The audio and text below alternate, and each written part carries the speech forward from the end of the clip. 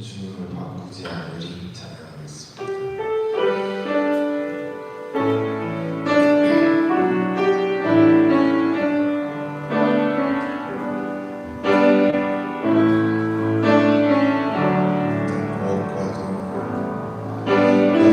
무엇과도 주님을 바꾸지 않으리. 다른 어떤 은혜 구하지 않으리. 오직 주님만이 내 삶의 도움이시니 주의 얼굴 보기 원합니다. 무엇과도 주님을 무엇과도 주님을 바꾸지 않으리. 다른 어떤 은혜 구하지 않으리. 오직 주님만이 내 삶의 도움이시니 주의 얼굴 보기 원합니. 주님 사랑해요. 주님 사랑해요.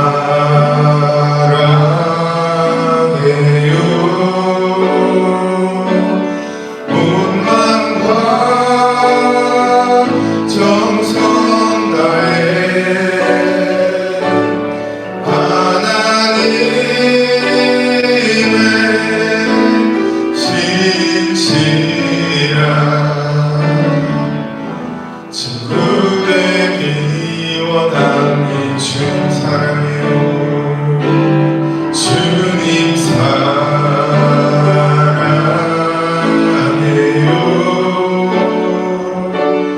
온 마음과 정성 다해 하나님의 진실한 친구 되기 원한. 마지막으로 하겠습니다. 주님 사랑해요. 주님 사랑해요.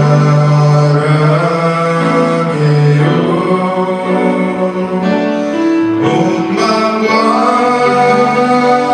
정성 다해 하나님의 진실한 친구 되기 원합니다. 아멘. 오늘 본문 말씀 사도행전 1장 1절에서 8절까지 있습니다. 같이 연독하시겠습니다. 테오를레여, 내가 먼저 쓴 그녀는 무릇 예수께서 행하시며 가르치시기를 시작하심부터 그가 택하신 사도들에게 성령으로 명하시고 승천하신 날까지 이를 기록하였노라. 그가 고난받으신 후에 또한 그들에게 확실한 많은 증거로 친히 살아계심을 나타내사 40일 동안 그들에게 보이시며 하나님 나라의 일을 말씀하시니라. 사도와 함께 모이사 그들에게 홍보하여 이르시되 예루살렘을 떠나지 말고 내게서 들은 바 아버지께서 약속하신 것을 기다리라. 너는 물론 세례를 베풀었으나 너희는 맨날이 못되어 성령으로 세례를 받으리라 하셨느니라. 그들이 모였을 때 예수께 여쭈어 이르되 주께서 이스라엘 나라를 회복하시니 때니까 하니 이르시되 때와 시기는 아버지께서 자기의 권한에 주셨으니 너희가 알 바 아니요 오직 성령이 너희에게 임하시면 너희가 권능을 받고 예루살렘과 온 유대와 사마리아와 땅끝까지 이르러 내 증인이 되리라 하시니라. 아멘. 네, 오늘 말씀의 제목은 예수님의 유언이라는 말씀으로 같이 나누고자 합니다. 사도행전 1장을 계속해서 제가 말씀하고 있는데 사도행전 1장, 2장이 정말 사도행전의 핵심 장과도 같은 장이기 때문에 제가 계속해서 말씀을 증거하고 있습니다. 한 사람이 제 인생을 80, 90, 100살까지 사시는 분들도 계신데 이렇게 한 사람이 인생을 평생 살고 죽을 때 죽기 전에 뭐 임종전이 됐든지 아니면 이제 본인이 느꼈을 때 아 정말 이제 하늘 가겠구나 하는 것을 느끼면서 죽기 전에 말하는 것을 가르쳐 우리가 유언이라고 합니다. 유언. 네, 유언은 한 사람이 그 사람이 평생 살면서 했던 수많은 말들이 있겠죠. 네, 수많은 말들과는 유언 한마디와 그 사람이 살았던 전체 인생의 말들과 비교하자면 그 뜻과 의미가 살면서 아무리 말을 많이 했어도 유언과 비교했을 때 의미와 뜻과 또 무게가 같을까요? 다를까요? 다르게 됩니다.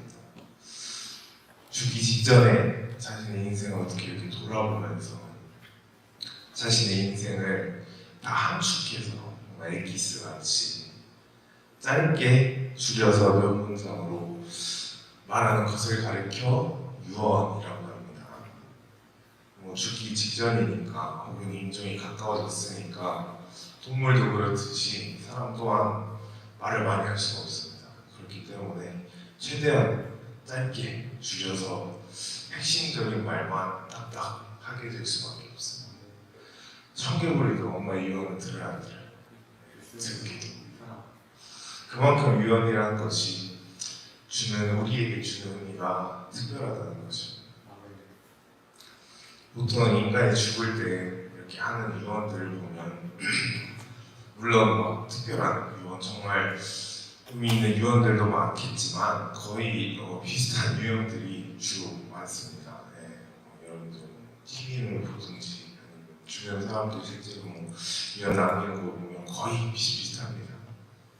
돈이 좀 많거나 좀 재산이 좀 있으신 분들, 이루신 게 좀 있는 분들은 그저 이제 죽을 때 되면 자식들 이렇게 다 불러 모아가지고 친척들 불러 모아서 재산을 어떻게 이렇게 나누라고 하면서 첫째한테는 뭐 이걸 주고 저걸 주고 뭐 둘째한테는 너는 뭐 이거 가져라, 너는 이거를 물려받아라 이렇게 말하던지 아니면은 이런 게 많이 없을지라도 뭔가 살면서 자기가 한번 인생을 살아보니까 살면서 생겼던 이런 가치관 혹은 뭔가 자기의 모토, 뭐 자기의 철학 이런 것을 유언으로 자식들에게 전수해 주기도 합니다.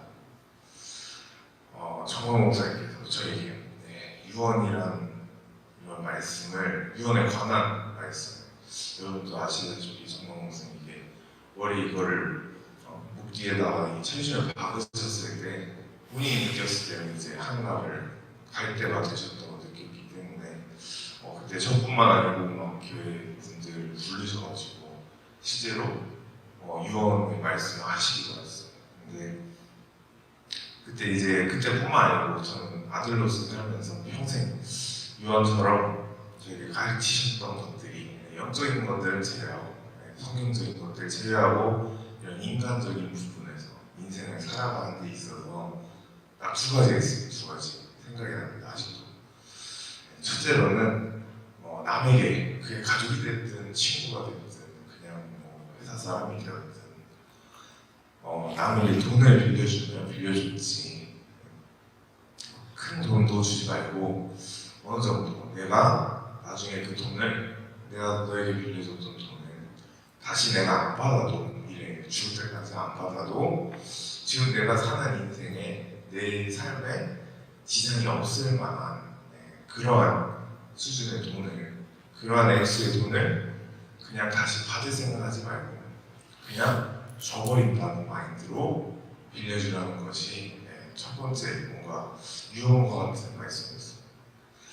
왜 이런 말씀하셨냐? 여러분들과 친구가 회사 친구가 혹은 여러분들과 학창 시절에 항상 같이 했던 베스트 프렌드가 너무 급한 일 있어서 여러분들이 수중에 가진 돈보다 좀 더 무리한 이런 큰 액수를 돈을 빌려달라고 하면서 전화해서 울면서 만나서 울면서 애원하고 부탁을 해서 여러분들 같은 경우 어떻습니까? 마음이 약간 약해져가지고 친한 친구가 베스트 프렌드가 이렇게 빌려달라면 막 없는 돈마저 끌어다가 빌려줬을 때 만약 그 친구가 나중에 연락 두절버리고 해외로 날라버린다면 여러분들과 그 친구의 사이는 아무리 여태까지 친한 베스트 프렌드였을지라도 나중에 결국 어떻게 됩니까? 회복이 불가능한 사이로 되어버리는 겁니다. 다음은 두 번째로는 심지어 나의 가족이 될지라도 절대로 보증을 서는 일은 하지 말라는 말씀이었습니다. 이 두 가지를 항상 저에게 강조하고 또 강조하셨습니다. 인간은 결국은 하나님 지으신 피조물이고 피조물을 살면서 물질, 특히 돈을 필요로 할 수밖에 없기 때문에 이 돈을 가지고 관계에 한번 잘못 묵혀버리면 이 관계는 회복이 불가능한 수준으로 가버리게 된다는 것입니다. 여러분들 아직 나이가 좀 어려서 누구에게 막 큰 돈을 빌려주거나 혹은 보증을 서거나 그런 적은 없어서 잘 모를지라도 이 말씀 꼭 저뿐만 아니고 여러분들조차도 새겨들으시길 바랍니다. 그래서 저뿐만이 아니고 여러분들 모두에게도 인생 살아가는 데 있어서 정말 도움이 되는 말씀이기 때문에 여러분들에게 제가 말씀을 드리고 싶었습니다. 다른 사람이 돈이 필요하다 하면 얼마큼 빌려주냐고요? 내가 그거 다시 안 받아도 나는 이 사람과의 관계가 아무렇지 않을 정도만 안 받아도 뭐 얘가 먹고 달라도 이 돈을 먹고 달라도 나는 얘를 미워하지 않을 만큼 안 받아도 상관없을 만큼 그리고 보증은 절대로 누가 되었든지 서지 말라는 이 두 가지의 말씀을 저에게도 하셨지만 여러분들에게도 똑같습니다. 인생 사는 데 있어서 이 말씀을 항상 여러분들이 새겨들으시고 이 말씀을 왜 저한테 하시고 저는 여러분들에게 하느냐 이 두 가지 결국에 못 지켜졌을 때 이게 안 지켜졌을 때 인생이 정말 순식간에 진짜 순식간에 망가질 수 있기 때문에 이런 말씀을 드리는 것입니다. 여러분들 잘 나가던 사람들 얘기 들어보면은 정말 사기당한 사람도 많지만 두 번째로 제가 말씀드린 이 보증 잘못 써가지고 특히 정말 믿던 가족 중에 한 명 사업한다 이렇게 보증 잘못 써서 정말 인생 망하는 사람도 많습니다. 이렇게 정광훈 목사님께서도 유언처럼 저에게 자주 하시는 말씀이 있는 것처럼 오늘 말씀이 예수님께서 십자가에 못 박혀 죽으시고 부활하셔서 하늘나라로 승천에 올라가시기 전에 제자들에게 똑같이 유언의 말씀을 남기셨습니다. 그 말씀이 바로 사도행전의 핵심 주제인 성령 세례를 받으라는 것입니다. 그렇게 예수님께서 마지막 유언의 말씀으로 성령을 받으라는 말씀을 하시고 올라가셨다면 그 유언을 지켜야 돼요, 무시해야 돼요? 지켜야 된다는 것입니다. 인간도 청개구리도 다른 말들은 다 안 들어도 유언만큼은 지키기 마련인데 예수님께서 하신 유언은 당연히 우리 인간이 지켜야 한다는 것입니다. 그 이유는 뭡니까? 예수님의 유언 안에는 사복음서, 마태마가, 누가, 요한 신약 성경 네 가지의 성경을 이렇게 사복음서라는데 이 사복음서 안에 나오는 예수님의 육신의 말씀으로 나오고 있습니다. 육신의 예수. 사복음서 안에는 육신의 예수로 나오고 있습니다. 이 육신의 예수와 제자들이 몇 년 만에 나왔죠? 같이 3년 3년 반을 육신의 예수와 제자들이 같이 살았다는 것입니다. 3년 반을 함께 살면서 정말 기상천외한 일들 수도 없이 겪었고 옆에서 체험했습니다. 말씀 한마디로 천지를 창조하셨던 그 창조주 예수님이 바로 옆에서 내 눈 옆에서 동일한 말씀으로 정말 눈먼 자 보게 하시고 앉은 뱅이 일으키시고 죽었던 나사로까지 살리시고 그뿐만 아니라 물이 포도주가 되게 하시고 오병이어의 기적으로 5천 명을 먹이시는 이러한 일들을 예수님뿐만 아니고 옆에 따라다니던 제자들도 다 같이 겪었다는 것입니다. 이것은 예수님께서 하신 일이지 제자들은 옆에서 간접적인 경험만 하고 체험만 했을 뿐입니다. 하지만 예수님께서 말씀하시기를 너희가 성령 세례를 받으면 그때부터는 내가 한 일을 너희도 한다. 너희도 할 것이요 나보다 더한 일들도 할 것이라는 말씀을 12 제자들에게 예수님께서 주시게 됩니다. 저와 여러분들도 마찬가지입니다. 우리가 성령 세례를 받고 또 성령이 충만한 상태에서는 예수님이 하셨던 이런 표적과 기적들이 이 2000년 전에만 이 땅에 있었던 일이 아니고 오늘날 우리에게도 이 동일한 기적과 능력이 나타나게 되는 줄 믿습니다. 그렇기 때문에 우리가 사복음서, 마태마가, 누가, 요한복음을 읽을 때 혹은 이 성경마다 우리가 말씀을 들을 때 2000년 전에 예수님이 이 땅 오셨을 때 정말 저런 위대한 일들을 하셨구나. 정말 놀랍다. 대단한 기적이구나 라고 이렇게 알고 읽고 듣고 끝나는 것이 아니라 오늘날 나에게도 이러한 일들이 일어날 수 있는 것이구나 라고 사모하며 또 우리가 기도해야 한다는 것입니다. 무엇을 놓고 기도해야 됩니까? 다른 것들을 다 제껴두고 성령 충만을 놓고 우리가 기도해야 한다는 것입니다. 예수님의 제자들도 보면 실제로 예수님께서 하신 말씀대로 예수님이 살아 계셨을 때보다 더 큰 표적과 더 큰 기적을 행한 것을 우리가 볼 수가 있습니다. 무엇을 받고 나서 그렇게 했습니까? 오순절 성령 세례를 받고 나서부터 12제자를 뿐만 아니라 그렇게 오래되지 않은 정말 현 시대에서도 정광 목사님께서 정말 좋아하시고 항상 말씀하시는 인도 출신인 이 썸다시라는 이런 사람들 보면은 정말 살면서 초자연적인 삶을 살았던 것을 우리가 읽을 수가 있습니다. 정말 자연과 하나 되고 그 사람 막 자연과도 되고 혹은 정말 진짜 기적과도 맞죠. 산에서 한겨울에 너무 추운 산을 올라가고 있는데 얼어 죽게 생겼으니까 그 사람이 한 기도를 하니까 정말 뒤에서 호랑이가 와가지고 자기 자신을 품어서 얼어 죽지 않고 체온을 유지하는 이러한 정말 기적적인 삶을 살았던 사람이 바로 썸다시라는 사람입니다. 이와 같이 예수님의 12제자 그리고 정말 주님께 이렇게 사로잡혀 성령 충만한 상태로 인생을 살았던 이러한 신앙인들을 보면 우리는 예수님의 삶과 어긋가는 삶을 살 수 있다는 것을 우리가 볼 수가 있다는 것입니다. 여러분들 또한 예수님과 같은 삶, 예수님과 같은 기적과 표적을 나타내시기 원하십니까? 그렇다면 예수님의 대답을 하나입니다. 무엇을 받으라고요? 성령 세례를 받으라는 것입니다.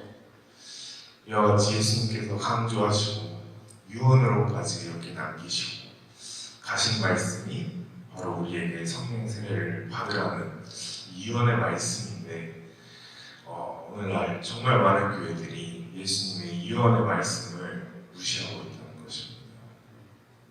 한국의 수많은 교회들의 목사님들 설교하시는 유튜브 요즘 많이 올라오잖아요. 유튜브 한 번씩 보면은 성령에 관한 말씀들 하는 설교가 유튜브가 정말 극히 적은 것을 볼 수가 있습니다. 정말 많은 설교는 도덕적인 설교, 윤리적인 설교, 어떻게 하면 인간관계에 서로 성공할 수 있는지, 어떻게 하면 재정을 잘 다스릴 수 있는지, 어떻게 하면 사회봉사 이런 걸 더 잘할 수 있는지 이런 도덕과 윤리적인 설교를 하는 교회들이 너무나도 많다는 것입니다. 또한 제가 신대원 다니면서 한 가지 느끼고 있는 것은 우리나라 교회들이 특히 신대원은 교단이 다르니까 그쪽 교단은 예수님께서 말씀하신 유언의 말씀, 이 성령 세례에 관한 말씀에는 크게 비중을 두지 않고 선교하는 거, 사회 봉사하는 거, 뭐 이웃 돕는 거, 사회 봉사하는 거 이런 것에 더 큰 비중을 두고 더 큰 힘을 쏟고 있다는 것입니다.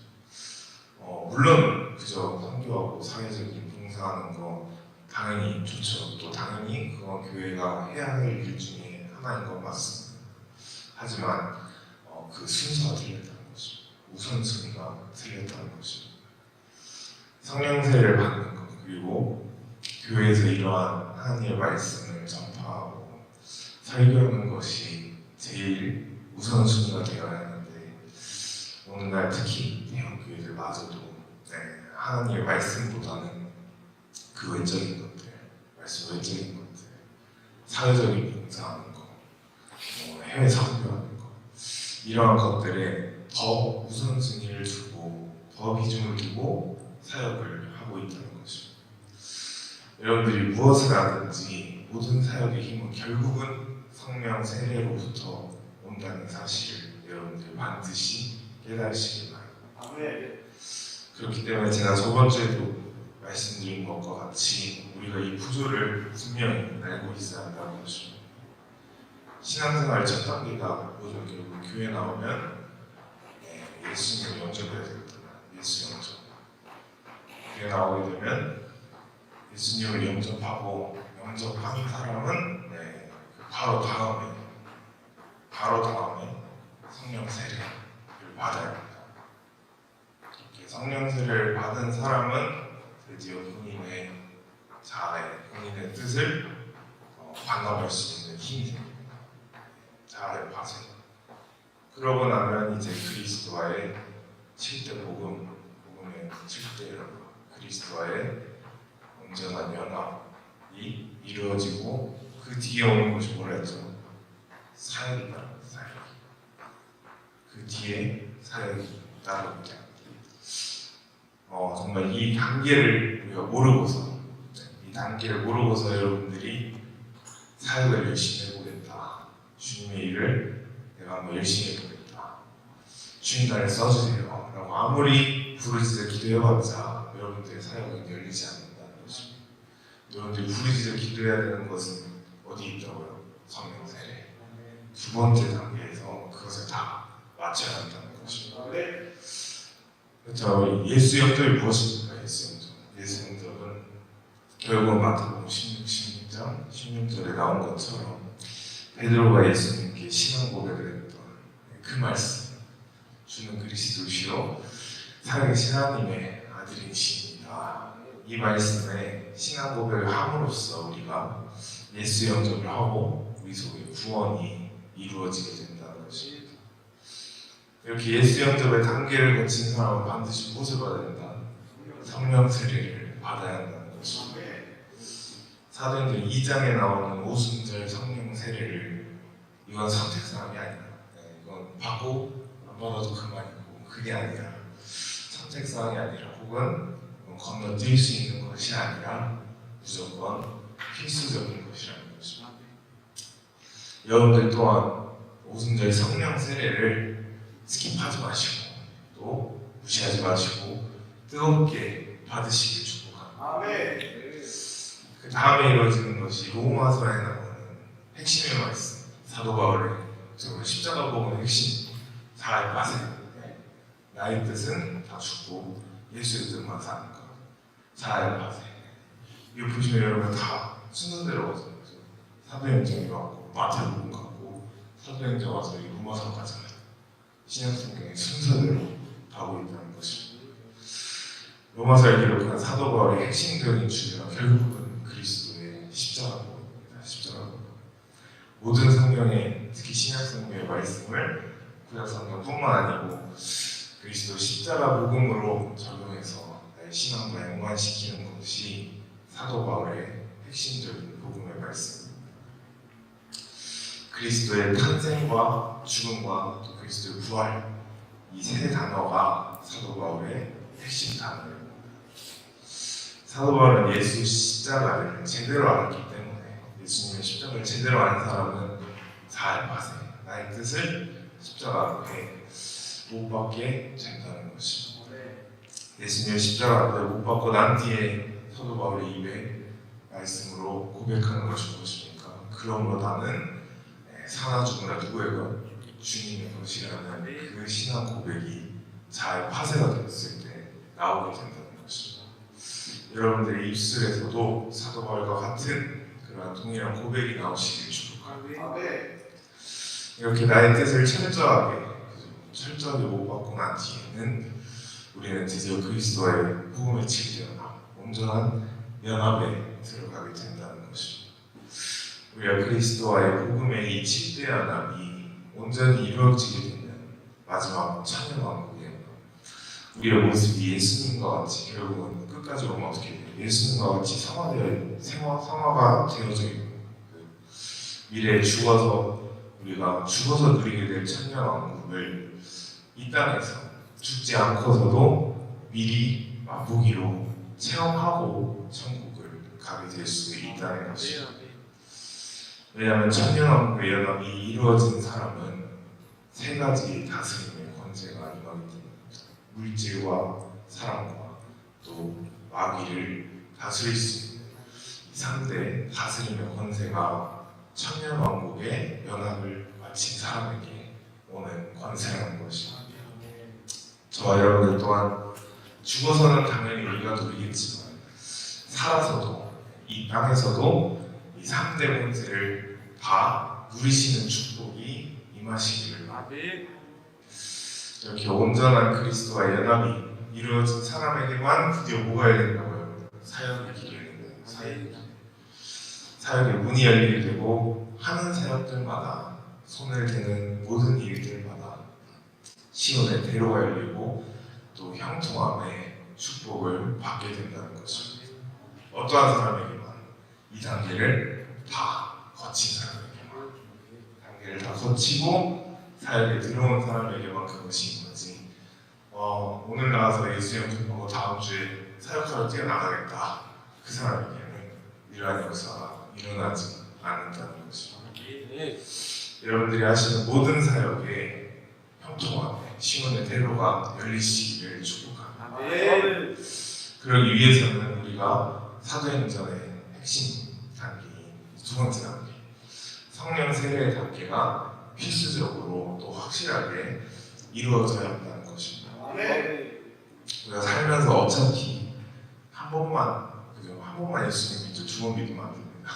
갖다 다시 오면 안 됩니다. 살면서 한 번 예수 믿는 거, 기왕 믿더라도 제대로 믿어야지. 예수 믿었더니 정말 유언의 말씀처럼 인생 다 가고 이제 하늘나라 가기 화비틀을 남았을 때 인생 살아봤더니 예수 믿으면 인생 살아봤더니 뭐 별다른 변화가 없었다. 예수 믿은 것에 대해 오히려 약간 후회가 된다. 이러한 생각이 들면 돼요, 안 돼요? 안 된다는 것입니다.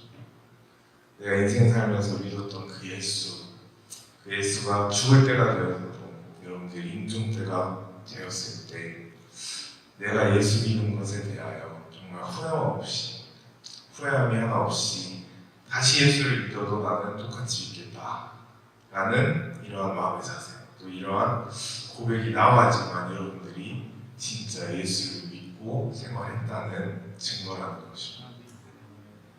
하지만 예수를 믿으면서도 혹은 교회를 매일같이 매주같이 다니면서도 이 예수 영접하는 이 구원의 단계에서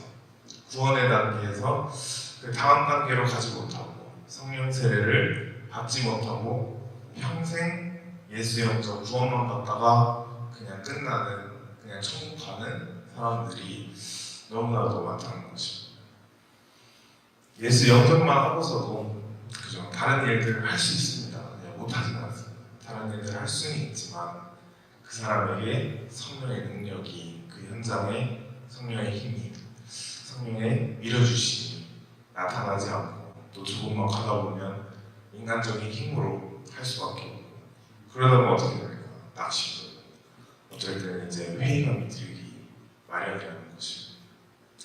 여러분들은 성령 세례를 정말 확실하게 받고 체험하셔서 정광 목사님처럼 정말 언제든지 또 어디 있든지 여러분들 사역에 힘이 실리시기를 축복합니다. 그렇다면 우리가 이 성령세례, 성령 충만함을 우리가 받아야 하는데 이것이 어디에 자세하게 나와 있느냐면 사도행전 2장 1절에서 5절 말씀 다 같이 한번 읽겠습니다. 찾으셨으면 다 같이 읽겠습니다. 오순절 날에 이미 이름에 그들이 다 같이 한 곳에 모였더니 호련히 하늘로부터 급하고 강한 바람 같은 소리가 있어 그들이 앉은 온 집에 가득하며 마치 불에 혀처럼 갈라지는 것들이 그들에게 보여 각 사람 위에 하나씩 임하였더니 그들이 다 성령의 충만함을 받고 성령이 말하게 하심을 따라 다른 언어들로 말하기를 시작하니라.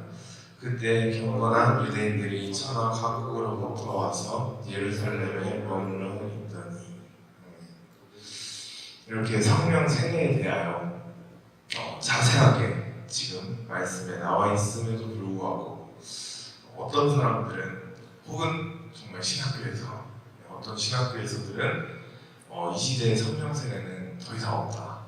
이거는 이때 사도행전 시대 때 이 사도들의 시대 때만 있었던 일이지 오늘날의 성령 세례는 없다라고 주장하는 사람들이 있습니다. 제가 말씀드렸다시피 신학교도 있습니다. 제가 말씀드렸듯이 신학교 와서도 성령 세례를 설교하고 혹은 가르치고자 제가 항상 뭐라고 말씀드리니까 이거는 정말 제 간증입니다. 정말 막 신학자들의 책을 최대한 많이 읽고 학문적으로 배워야 한다. 믿는 것이 다가 아니다. 그냥 믿는 게 다가 아니다. 배워야 된다. 이런 식으로 가르치고 있는 것이 오늘의 신학교입니다. 신학교 와서 정말 믿습니다. 그냥 믿음으로 믿습니다. 라고 하면 뭐라고 하는지 아십니까? 그거는 옛날 시대 때나 부모님 세대 때나 그렇게 했지 요즘에는 학문적으로도 알아야 된다. 요즘에 알아야 된다. 라고 하면서 학문적인 것을 그렇게나 강조하고 있습니다. 그러니까 여러분 학문을 아무리 많이 배우면 뭐합니까? 그 속에 성령 세례가 없다면 결국은 머리만 더 커지고 듣는 것만 많아져 자신이 가지고 있는 헬레니즘 자기 머릿속에 있는 이 이성만 더 키워가지고 결국은 이성주의에만 더 깊게 빠져들게 됩니다. 여러분들이 생각했을 때 아직까지도 애국운동에 나라 살리는 이 운동에 참여하지 않고 또 교회에서 그냥 열심히 기도만 하는 이런 교회들은 그 교회에 과연 성령 세례가 임재하고 있다고 생각하십니까? 학교에서 수업 듣는데 여태까지 성령 세례를 언급하고 강조하는 교수님이나 혹은 채플에서 설교하는 목사님들이 정말 나라에 살려야 한다라는 이러한 말을 들은 것을 저는 한 번도 경험하지 못했습니다. 맨날 그냥 반복되게 그냥 다른 방식으로 맨날 그냥 하는 말이 여러분 한국교회가 어려움에 처해 있습니다. 그 말은 맨날 합니다. 누가 모릅니까? 그 말은 맨날 합니다. 한국교회가 어려움에 처해 있습니다. 나라를 위해서 우리가 기도해야 합니다. 하지만 여기서 그칩니다. 맨날 이 두 마디만 하고 있습니다.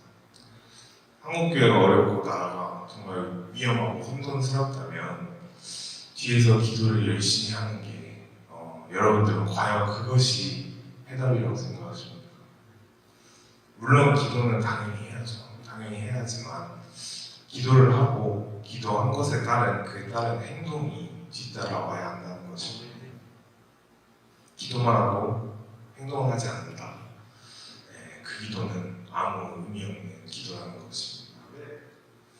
여러분들 만약에 여러분들 인생에 있어서 정말 큰 시험, 예를 들어 공무원 시험입니다. 정말 큰 시험을 앞두고 있는데 여러분들 평상시에 공부 하나도 안 하고 놀고 다 놀고 잘 거 다 자고 하면서 그냥 자기 전에 주님 이번 시험 공무원 시험 100점으로 합격하게 해주시옵소서 라고 아무리 열심히 기도하고 아멘 아멘 하고서 시험 치면 몇 점 나올 것 같아요? 네, 진짜 양심 불량이죠, 그죠? 그러면 어떻게 해야 돼요? 기도는 기도대로 하고 또 여러분들의 시험을 앞두고 있다면 공부는 당연히 공부를 해야만이 좋은 성적이 나오는 것이지 기도만 믿습니다 주님 합격시켜 주시옵소서 라고 이렇게 한가해서 여러분들이 시험 100점으로 통과한다는 것이 아니라는 것입니다. 지금 우리나라 처해 상황도 똑같습니다. 나를 위해 기도해야 된다. 한국교회를 살려야 한다. 이렇게 기도에는 정말 많이 합니다. 기도에는 정말 많이 하지만 기도만 시키지 막상 어떻게 해야 나라가 살고 교회가 어떻게 해야 이 위기 속에서 나오는지 그것에 대한 방안이나 혹은 그것에 대한 행동을 하지는 않는다는 것이 이 시대의 제일 큰 문제라는 것입니다. 제가 저번 주 학교 새롭기도 때 어떤 목사님이 설교하실 때 들어보니까 자신의 교회 성도가 예배 끝나고 손편지를 적은 걸 가져왔대요. 쪽지를 가져와서 말하기를 이렇게 쪽지를 목사님이 지가 펴봤는데 거기 이렇게 써있어요. 목사님 나라가 이렇게 어지럽고 혼란스러운데 왜 교회 안에서만 계십니까? 왜 목사님은 행동하지 않으십니까? 라고 손편지에 어떤 한 여자 성도가 적혀있어 이렇게 적은 말씀을 주셨대요. 그래서 저는 처음에 그걸 듣고서 그래도 저 교회 성도님도 깨어있으신 분이구나. 정말 나라를 향한 이 애국심이 있는 분이시구나. 대단하다라고 생각하고 있었는데 그 다음 말이 중요합니다. 그 뒤에 말에 이렇게 써있었다고 합니다. 우리는 행동을 해야 합니다. 지금 이렇게 교회에서 기도할 때는 안 합니다. 이럴 때 광화문에 나가서 심지어 광화문이라는 말까지 썼어요. 광화문에 나가서 촛불을 다 같이 들어야 합니다. 라는 말을 그 여자 성도가 손편지로 목사님에게 전달해 줬대요. 참고로 이 목사님도 완전 그냥 중립이에요. 설교하시는 거. 교회 성도가 목사님에게 그런 손편지를 써서 줬다는 게 여러분들 기가 막히지 않습니까? 그 성도도 당연히 문제지만 그 편지를 본 목사님의 대답이 더 문제입니다. 목사님은 이렇게 대답했다고 합니다. 교회는 정치하거나 이렇게 나라운동 이런 운동하는 이런 것에 빠지면 안 된다. 오직 하나님만 바라봐야 한다. 교회는 그런 것에 휘말리거나 이런 것에 정신을 뺏기면 안 된다. 이게 하나님이 우선순위가 돼야 되지 이런 운동하는 거, 이런 정치하는 거에 교회가 참여해서는 안 된다. 여러분 이게 현재 한국교회 현실입니다. 특히 그 목사님 교회를 제가 찾아보니까 정말 청년들 위주로 막 20, 30대 청년들 위주로 이루어진 교회였어요. 강남에 있는 교회인데 이와 같이 요즘 젊은 세대들은 정말 나라가 어떻게 되든지 간에 그렇죠? 나만 잘 먹고 잘 살면 되지 나라가 뭐 어떻게 되겠어 여태 아무도 없었는데 당연히 미래도 아무도 없겠지 라는 이러한 정말 나태한 마인드로 살아간다는 것입니다. 오로지 나 자신에게만 관심을 가지고 나만 살아가는 세대가 바로 오늘날의 젊은 세대라는 것입니다. 그래서 저와 여러분들이 오늘날의 젊은 세대를 깨워야 하는 필요가 있습니다. 제가 지금 여러분들 말씀드리는 이것은 옛날 일들이 아닙니다.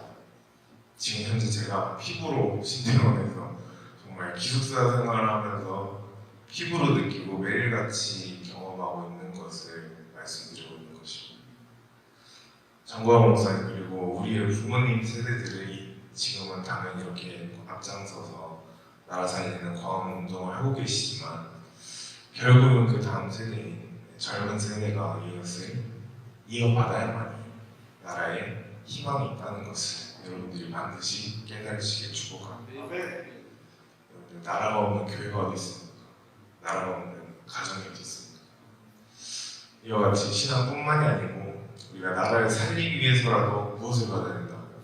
성령 세례를 받아야 한다는 것입니다. 이것을 받지 않고서는 제가 방금 앞에 말씀드렸던 목사님과 같이 교회는 하나님 말씀만 선포해야지 뭐 그런 행동하면 안 된다. 뭐 이런저런 여기저기 휘말리면 안 된다. 이런저런 하면 무엇을 안 받는다. 성령 세례가 없는 교회는 무엇이 진리인지, 지금 어떻게 행동하는 것이 과연 하나님의 뜻인지를 분별하지 못한다는 것이죠. 혹은 손편지로 광화문에서 촛불을 들어야 한다는 그 성도의 손편지를 받았을 때 그것에 대하여 정말 올바르게 대처하지 못하는 그러한 사람 또한 성령 세례를 받지 못했기 때문에 그것이 오히려 정답인 줄 알고 따라나가거나 아니면 그것에 대하여 반박을 하지 못하는 사람들이 많다는 것입니다. 이걸 받지 않고서는, 성령 세례를 받지 않고서는 왜 우리가 나라 살리는 이 운동을 해야 하는지, 왜 교회 다니면서 우리가 이런 일을 하는지, 마치 예수님께서 오순절 성령을 받지 못한 제자들에게 직접 나타나셔서, 심지어 부활체로 예수님이 부활하시고 나서 40일 동안 또 제자들과 함께 계셨지만 직접 나타나서 말씀을 하셔도 제자들이 알아듣지 못했다라는 거죠. 여러분, 그냥 목사님이라는 타이틀을 가지고 있다고 해서, 전도사라는 타이틀을 가지고 있고, 장로님이라는 타이틀을 가지고 있다고 해서 천국 가면 무조건 큰 상급이 기다리고 있는 것이 아닙니다. 오히려 이름 없이 빛 없이 정말 아무도 몰라주는 그러한 자리에서, 혹은 아무도 알아주지 않는 이렇게 날아운동하는 이런 평신도들이 오히려 나중에 천국 가면 더 큰 상급이 기다리고 있을 수도 있다는 것입니다. 그렇게 제자들이 예수님의 말씀을 듣고 서로 모여서 기도하다가 오순절날 드디어 무엇이겠죠? 오순절 성령이 임하게 됐어요. 성령 이장. 하지만 처음에 모였던 사람들 모두가 다 같이 성령 세례를 또 이렇게 받은 것이 아닙니다. 원래는 예수님께서 강림사에서 승천하실 때 성령 세례를 약속하시고 올라가셨던 그 사람이 500명이었습니다. 500명. 하지만 계속 기도하면서 기다려도 성령 세례가 안 오니까 500명 중에서 한두 명씩 이제 서서히 자리를 떠나게 됐습니다. 어떤 사람은 집에 가스로 끄고 오는 거 깜빡했다고 가버리고, 어떤 사람은 저희 자녀들 밥 해줘야 된다고 가버리고, 하루 이틀 기도하다가 성령 안 와보다 하고 그냥 가버리고, 혹은 잠깐 일하러 갔다가 오면 되겠지 라고 하면서 결국 하나둘씩 자리를 뜨고 오순절날 성령 세례가 임하였을 때 그 자리에 남아있던 사람은 120명이었습니다. 120. 그럼 몇 명이 도망간 거예요? 380명이 도망간 것입니다. 여러분들은 자리를 끝까지 지키지 못하고 도망간 380명 중에 속하는 사람이 한 명도 없으시길 축복합니다. 결국은 성령 세례뿐만이 아니고 여러분들이 하는 모든 이렇게 기도하는 것에 있어서 우리가 한 번 기도하고 뭐 한두 번 기도하고 하나님 응답이 없으시네 라고 그냥 그만두면 안 된다는 거죠. 정말 올 때까지, 응답을 받을 때까지 여러분들이 매달려야 한다는 거죠. 누구처럼? 120 형제처럼. 그렇게 120 형제를 위해 급하고 강한 바람 같은 소리와 함께 오순절 성령이 강력하게 임하는 역사가 일어나게 되었습니다. 나머지 도망갔던 380명이 정말 이 소식을 120 형제들이 다 도망에 올렸겠죠. 성령이 드디어 왔다. 예수님께서 약속하신 것이 왔다. 라고 올렸으니까 다 380명, 도망갔던 380명 같이 뛰어옵니다. 우리가 잠깐 자리를 비운 사이에 성령이 와버렸네 하면서 놀라서 오순절 현장으로 다 같이 찾아오게 됩니다. 이때 이 380명이 찾아와서 이 오순절의 현장을 보고 이 성령 세례의 임재를 보고 두 가지의 반응을 나타내게 됩니다. 한 무리는 오순절 성령의 현장을 보고 통탄하면서 정말 자기 가슴을 치면서 내가 좀만 더 자리를 지키고 있을 걸, 집에 가는 거 좀만 참는 걸, 너무 부럽다, 너무 아쉽다 라는 마음, 그리고 나는 어떡하지, 나는 약속한 것도 못 받았네, 예수님의 약속을 받지 못했네, 이러한 반응을 보이는 한 무리가 있었고, 옆에 다른 한 무리는 반대쪽에 있어서 똑같은 성령 세례 현장을 보고서도 뭐야 저게 성령 세례야? 하면서 그냥 개구리 소리, 참새 소리 같은 방언이 나고 성령 뭐라고 해요? 생수에 취해가지고 그죠? 술 취한 사람 마냥 개구리 참새 같은 방언하고 있고 그죠? 저게 성령세례면 안 받는 게 낫지 그냥 얻길 잘했다 라고 하면서 오히려 성령세례를 받은 이 120명을 향해 비판과 욕을 하는 사람들이 한 무리가 있었다는 것입니다. 이런 말을 하고 있을 때 베드로가 나서서 도망갔던 380명 다 모아놓고 너희들 성령세를 못 받았다고 해서 또 방금 이렇게 비난하던 우리를 향해 절대 그렇게 말하면 안 된다. 지금 온 성령세례는 구약 성경에 기록된 언약의 말씀, 약속의 말씀이 이루어진 현장이다. 그리고 지금 성령세례를 못 받았다고 해서 너희들이 아쉬워할 필요도 없다.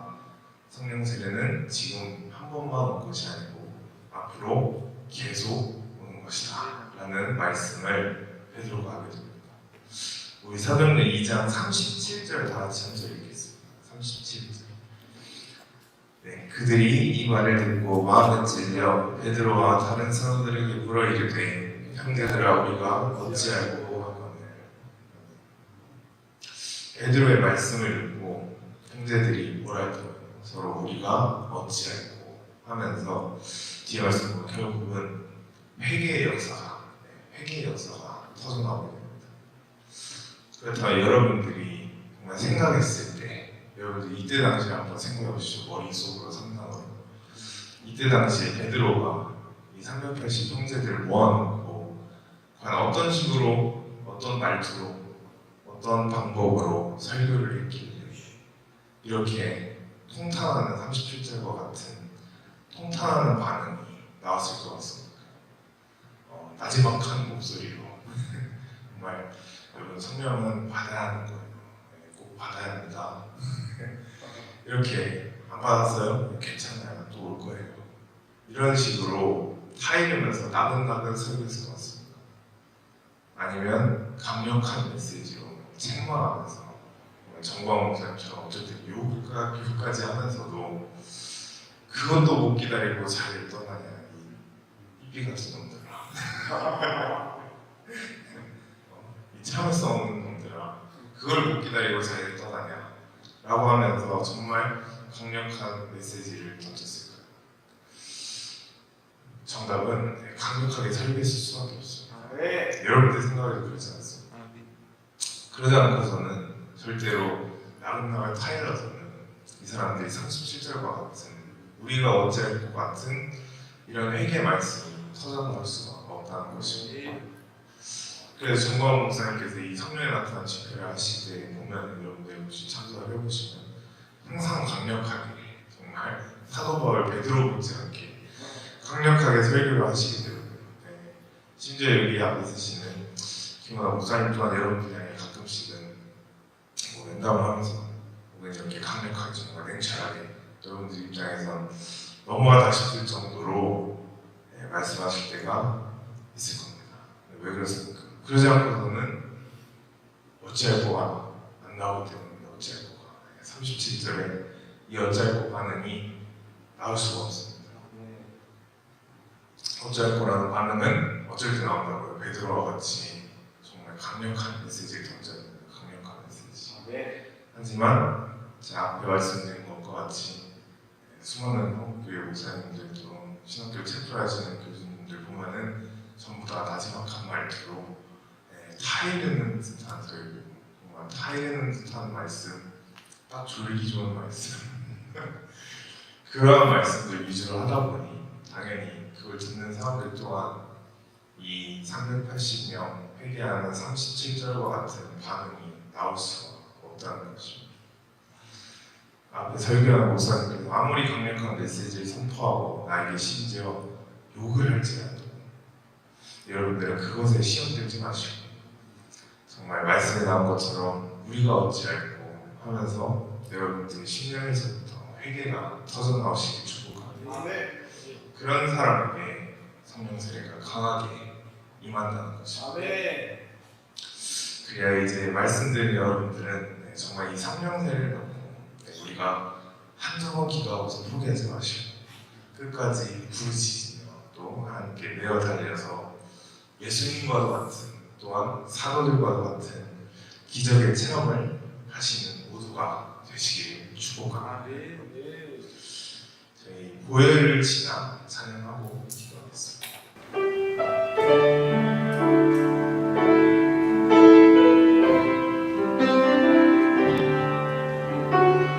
보혈을 지나 보혈을 지나 하나님 품으로 보혈을 지나 아버지 품으로 보혈을 지나 하나님 품으로 한 걸음씩 나아가 보혈을 지나 보혈을 지나 하나님 품으로 보혈을 지나 아버지 품으로 보혈을 지나 하나님 품으로 한 걸음씩 나아가 존귀한 주 보혈이 존귀한 주 보혈이 내 영을 새롭게 하시네 존귀한 주 보혈이 내 영을 새롭게 하셨습니다. 보혈을 지나 보혈을 지나 하나님 품으로 보혈을 지나 아버지 품으로 보혈을 지나 하나님 품으로 한 걸음씩 나아가 존귀한 주 보혈이 존귀한 주 보혈이 내 영을 새롭게 하시네 존귀한 주 보혈이 내 영을 새롭게 마지막으로 하겠습니다. 존귀한 주 보혈 존귀한 주 보혈이 내 영을 새롭게 하시네 존귀한